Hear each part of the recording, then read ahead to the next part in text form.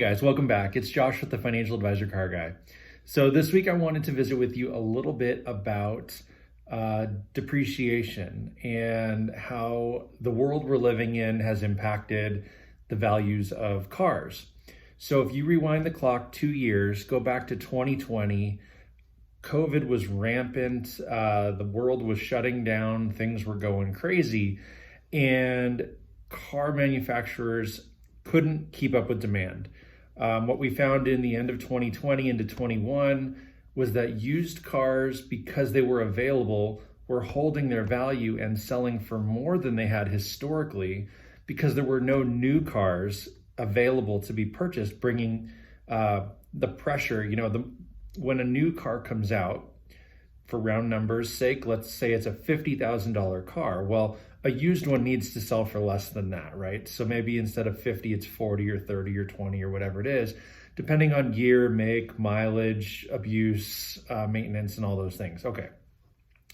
Well, imagine there not being any new cars. Used cars then get to sell for whatever the heck they want.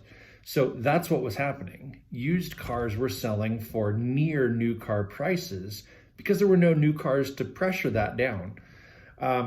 We had a nice long episode, probably 50 episodes ago now, more than a year ago, in fact, about my Audi R8.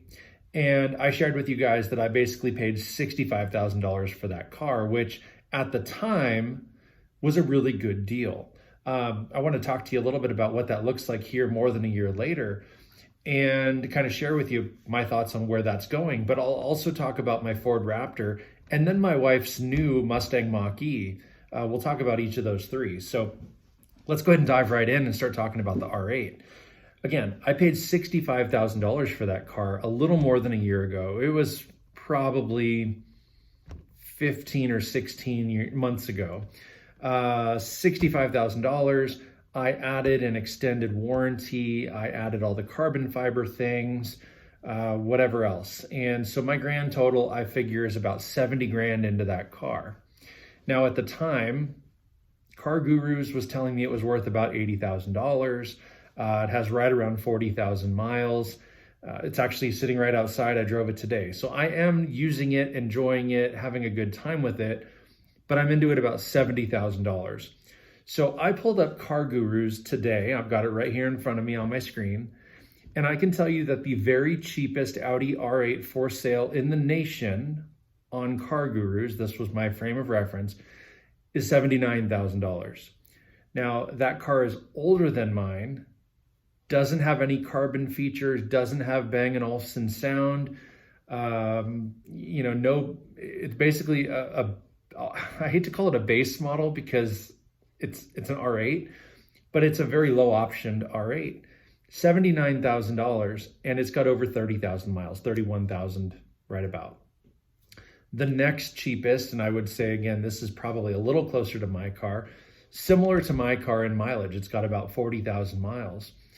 Same story though, no carbon fiber, and it is 1 year older. It is a 2008. This car, they have listed at 81,300.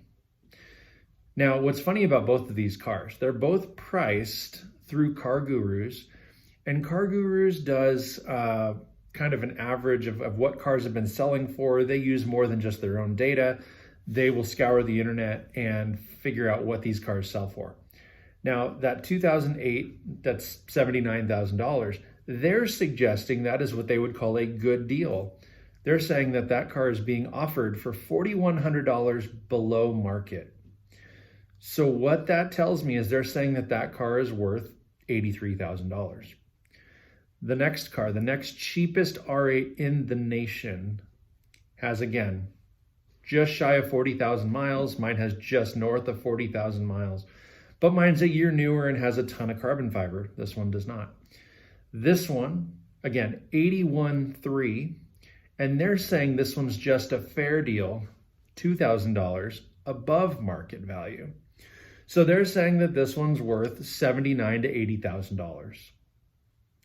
Now, the third cheapest deal, it's a couple years newer, 2011, but it has over 52,000 miles. So it has 12,000 miles more than mine. It's listed just shy of $83,000. with a good deal marker of $3,100 below book. So they're saying that this thing's worth $86,000 with 52,000 miles on it. Now, not a whole bunch changed from 09 to 11. This one still has the 4.2 liter V8, still all-wheel drive, still all the things. This one does have some carbon upgrades, but again, they're valuing it at $86,000. So, just those three cars, if those are our gauge, now we can go out further and we can look at other data and things like that. But if those three are my gauge, I would say that my car that I'm into about $70,000, I could fire sale that thing for $75,000 today, be the cheapest R8 in the nation, have driven it for more than a year, and still put $5,000 or more in my pocket. So that car has turned out to be an excellent investment. It looks great in my garage when I'm not driving it. It looks awesome out on the street when I am. So all that to say, I've been very pleased with that. It has been a successful car for me to own, and I don't see it going anyplace. But with that in mind, I don't really see the R8 market going anyplace either. They're not making any more of these. It seems like there's another one crashed every month or something like that, right? If nothing else, the quantity of availability is depleting. New R8s are going to go away. And the later ones, the 2020s, 21s, 22s, those cars are pushing 200 grand. So a floor model, or a floor, from a pricing standpoint, the floor model of an R8 being $80,000 seems about right. It doesn't matter how many miles are on it. There's going to become a floor base price for these cars. And then everything based on condition, accessories, mileage, again, maintenance, all those things. Then they'll start to price up a little bit. And that's how these exotic cars work. They eventually fall off the depreciation curve. They'll bottom out and then they start appreciating. And the reason that they do start to appreciate is collectability and scarcity. Again, if one of these is crashing every single month, there's only a few thousand R8s in the US anyway, this first generation. They only made several hundred each year.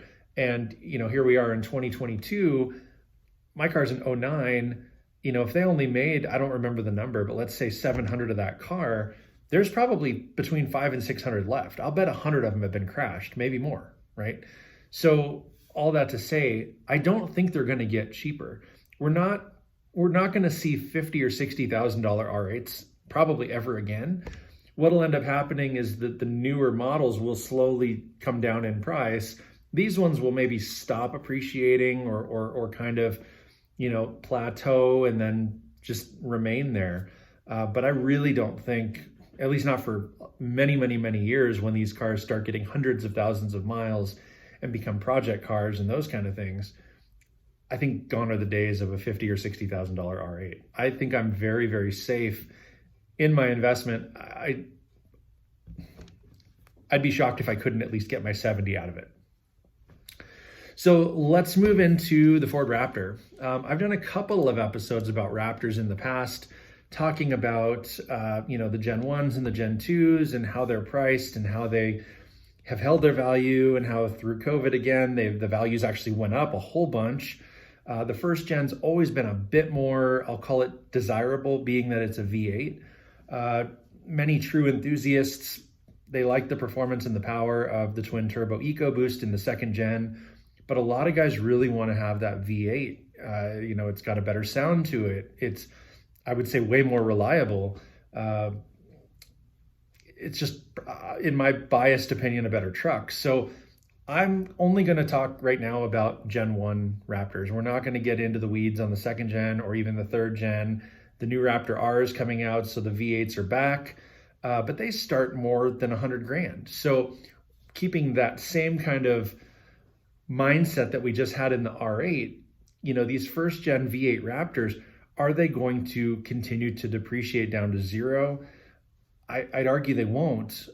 There's always going to be a little bit of a demand, but they are coming down in price. They're not where they were a year ago. So again, I went to Car Gurus, searched the cheapest Ford Raptor Gen 1s I could. I was very specific. It had to be an SVT Raptor. It had to be from 2010 to 2014. Okay. Now, the super cabs are the cheap ones. Those are the ones that do not have 4 full doors. On the back, they have the little mini half doors that are suicide style. You can get a 2010 SVT Raptor. It may not even have the 6.2 liter V8. The early ones didn't. Still has a V8, but you get half doors. They're a little shorter truck. A lot of these trucks have super high miles. I mean, here's one, almost $19,000, and it's got over 215,000 miles.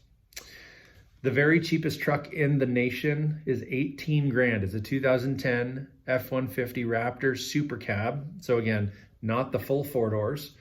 It's got a bunch of aftermarket stuff on it, which I'm not a huge fan of. It's got a big bull bar deal and light bars and things, and I'm just not about that stuff.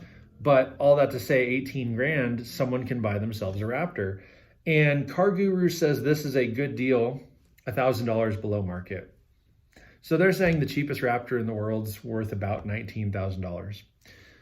There's another 2012 that is a Super Crew, so it is 4 full doors.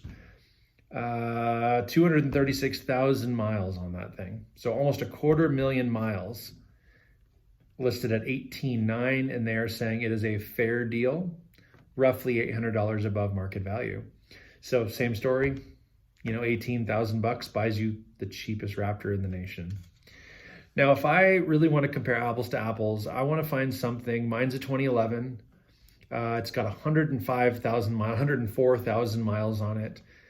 Everything here under 20 grand. I mean, here, I'll read these out loud. 172,000, 212,000, 236,000, 147,000, 147,000, 148,000, 145,000, 189, 181, 145, 180, 181, 161, and so on and so forth. So they are getting used. People are putting miles on them, which to me, here's the thing, right? As the owner of this truck, that is really solid news. That means I should not have a problem putting another 100,000 miles on my truck. There's a handful of them that have 200,000 miles or more, and they are still $19,000 or $20,000 rigs. Now, I paid $31,500 for my truck. I talked about that in a prior episode. I have done extras to the truck. I have done maintenance to the truck. I'm more than that into the truck today. I'm probably into that truck about 35 grand. And a year ago, I could have sold it for probably close to 40 because that was what the market was demanding.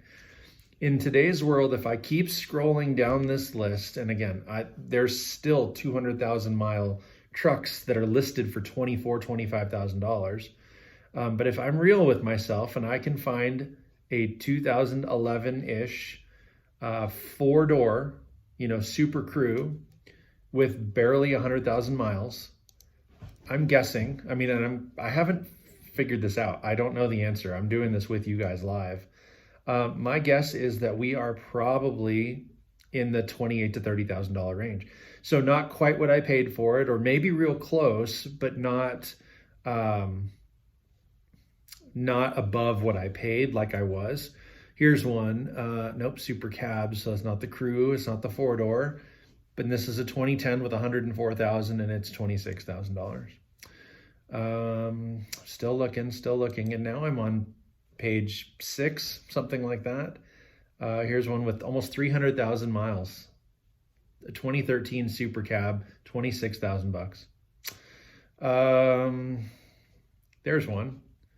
This might be pretty darn close to mine. 2011 SVT Raptor Super Crew, 4-door, 114,000 miles. So this has 10,000 miles more than mine. It's listed for $26,000 as a great deal. They're suggesting it's $4,000 below market. So if you add the $4,000 to the $26,000 they're asking, it's about a $30,000 truck. Again, mine has 10,000 less miles, and I can tell you right now, mine's got some accessories that this one does not have. So all that to say, 30,000 is probably about the right number. I could sit here and do this all day with you guys. I'm not going to do that. I think that was probably the closest example to what my truck is. I'm still kind of scrolling real quick, but all these have 150, 180, 190, 200,000 miles. And yeah, it's crazy. Here's another one, a 2011 Super Crew, 115,000 miles. Great deal, 4,000 below market at 27.5. So that one right there is essentially my truck. From a value standpoint, that's what I paid, 31.5, which is what they're suggesting this truck is valued at. So, okay, that makes me feel a little better. Going into this, I really didn't know what to expect. Like I said, I thought it had held value pretty well. I didn't know if it was going to be above or below what I paid.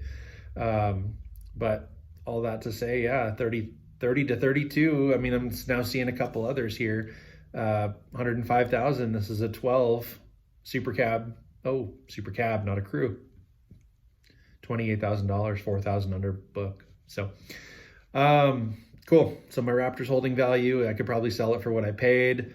I'd be out all the maintenance and extras that I did to the truck, but that's okay because I've owned it for more than 3 years, really enjoyed it, and I've put 20,000 miles on the truck. So that's great. I'm good with that. Let's talk about my wife's Mustang Mach-E. So brand new car, right? We're in uncharted territories here. This is a 2021. We bought it in January of 22, but there was 0 changes from 21 to 22. So it's essentially identical. It was just an early production one. So we have the Mach-E Premium all-wheel drive. And so looking through Car Gurus, this one I did kind of prep ahead of time. I found the cheapest Mach-E Premium in the nation per Car Gurus. It's got almost 16,000 miles on it. Ours has 5. This car is $55,000 and it is a great deal at nearly $4,000 below market. So it's telling me that a 15,000 mile used 2021 Mach-E is worth almost 60 grand or $59,000. Now ours, we bought an extended warranty for the battery. Like I said, we're in uncharted waters. We don't know how long these Mach-E batteries are gonna last. They're brand new cars. So they're estimating these batteries will last, 6 to 10 years. It comes with a 5-year battery warranty, I believe. We bought an extended battery warranty that I believe takes me out 10 years. It might be 8, but it's 8 or 10. So my hope is that in 7 years and 11 months, I have to go back to the dealer and get a brand new battery for this car. Now, what I'm seeing is that's the cheapest premium model. The cheapest Mach-E period is a wrecked one, and it's still gonna cost you $30,000. But for the first or the lowest actual running, driving, good condition one, it only has 7,000 or 8,000 miles. It's a couple pages back. I'm not going to go look, but it was just sub 50,000. It was like $49,000. So if we talk about the premium model, there are, again, extended range, there's all-wheel drive. The premium is just the package. So it's got the glass roof and the black accents and all those things. I'm not sure if this premium, again, $55,000, $4,000 below market, has the extended range or all-wheel drive. What I'll tell you is that we bought our Mach-E for $61,000. We paid almost $3,000 additional for that battery warranty, and then a couple thousand, little less than that, in taxes, licensing, dealership fees, all that crap. There was a little bit of a dealer markup. And so, we walked out of there 0 down, 1.9% interest. We felt like we stole the thing. I mean, we literally put nothing down and financed $65,000. And I could sell it today based on this information for more than the $65,000. It is the highest premium you can get. Every option, all-wheel drive, extended range. There's a lot of reviewers online, YouTubers that have talked about this car, and they say that they'd rather own the premium than the GT. There's a lot of downside to the GT. It's cool. It's got a better front bumper. It's got some better performance numbers, obviously being a GT. It also has mag ride suspension, which is way better than the suspension in this car. But you lose a lot of features. You don't get the glass roof and those kind of things. And so to me, I'm with them. I mean, some of the performance that the GT gives you is limited. And so on paper, it's way better. But in practicality and actual real world driving, I think the premium is really the one to get. But then, the one thing that my wife and I would love to do is upgrade that suspension, because we've taken it on a couple of road trips now, and it doesn't corner as well as it should, especially with the batteries being such a low center of gravity. But that's for another episode. Again, just talking about values, looking at what a Mach-E is valued at. Yeah, we could probably sell ours for between 65 and 70, which to me is just mind-boggling, because the old adage of buying a new car, the moment you drive it off the lot, you lose 20% of its value. And so people were, unless they were so filthy rich and just had money to burn, you wouldn't buy a new vehicle. It just didn't make economic sense. Where you could go buy one that's a year old with, a couple thousand or a few thousand miles, save a ton of money. That's just not happening with these cars right now. I mean, the demand is such that dealerships don't have them sitting on the floor. A lot of these on here are 2021s with anywhere from, I'm looking at 6 of them on my screen as I speak. All 6 of them have between 15,000 and 20,000 miles, and they're all between $56,000 and $58,000. And these are select. These aren't even premium ones. So really, again, if you're not looking for the cheapest one, you're looking for the most comparable one. I'm still not seeing it, and I'm at a page where this stuff is all $60,000. So here's a Mach-E Premium. This one has 31,000 miles. Wow. 31,000 miles, and they're still asking 56, and it says it's a good deal at $2,300 below market.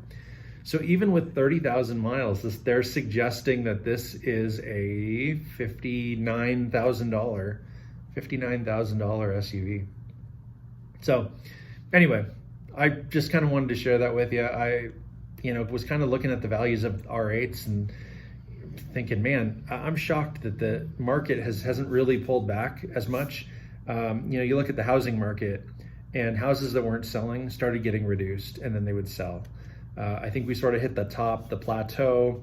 It is starting to come down just a touch. I mean, inventory is sitting a little bit longer, and so people are reducing the asking price, and interest rates are rising, so people's monthly payments are a little bigger than they would have been if they bought the same house a year ago.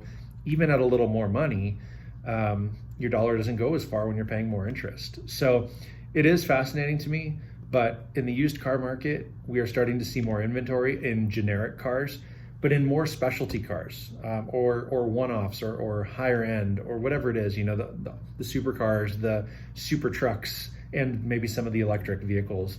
These aren't your run-of-the-mill, Honda or Toyota. These are still Ford, but they're more specific, right? I mean, this is the electric SUV, and the Ford Raptor, and the Audi R8. They're not under the same rules as a traditional Audi TT or A4 or F-150 non-Raptor, or the Ford Escape or the Ford Edge or one of these other SUVs. These 3 vehicles that we own are all a little bit unique, and I love that. I love that about them so much, because we're not necessarily tied to the same used car market as everybody else, and I like the position that we're in. I feel like any one of these cars we could get out of if we needed to in a relatively quick hurry. Again, either the Mach-E or the R8, both cars I financed because money was cheap. I could borrow the money at 1.9% and keep money in my savings account and keep money in my investment account. And if something were to happen, I sell some investments and pull from my savings and pay off the car, or whatever. We can do that, but at the same time, if we needed to or wanted to sell either of those, we'd come out ahead, at least with what we paid, if not more. And then my truck, again, like I was just showing you guys, it looks as if I could probably sell it for pretty close to what I paid, maybe a little lower than that, just again, fire sale it if I had to. I'd be out a couple $1,000 in maintenance and repairs and things like that, upkeep, as well as some upgrades and things that I've done along the way. But I don't feel bad. I've driven that truck, like I said, 20,000 miles in 3 years, maybe a little more than that, both a little more time and a little more mileage, but whatever. I could still sell it for pretty close to what I got. And not many F-150 owners can say that. So that's kind of one of the cool things about having these more specialty vehicles, is that they do retain their value, and there's always a little bit more of a demand than its non-special counterpart. An F-150 is not the same as a Raptor. And anybody who buys a Raptor is buying it because it's a Raptor, not because it's an F-150. Nobody cares. They care, but that's different, right? If they just needed a utility truck, they're gonna find the cheapest F-150 they can. They're not gonna go out of their way to buy a Raptor. So all that to say, I think the car market is still pretty safe in a lot of ways.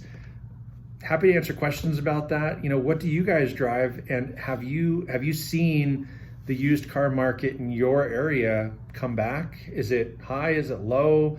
Can you find a screaming deal? What's going on in your world? So feel free to comment down below. Let me know your thoughts. Am I totally off base? Am I living in my own little bubble here, or do you guys see some of this too? Would love to know. Like always, comment down below, share this stuff. Don't forget to like, and remember, may every investment you make be a good one. Till next time.